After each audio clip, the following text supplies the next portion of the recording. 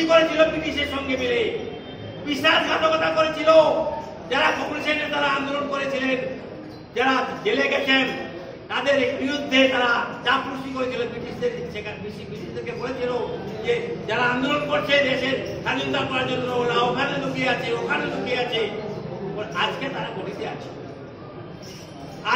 আজকে গলিতে এসেই তারা বলছে মুঘলসরাই স্টেশন নাম বদলি করা হবে।